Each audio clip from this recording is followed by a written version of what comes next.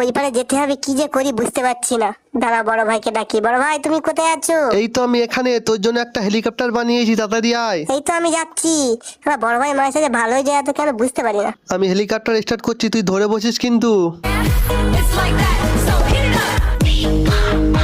বড় ভাই আমি চলে এসেছি, তুমি খুব ভালো, আমি খুব খুশি, খুব খুশি, খুব খুশি হয়েছি।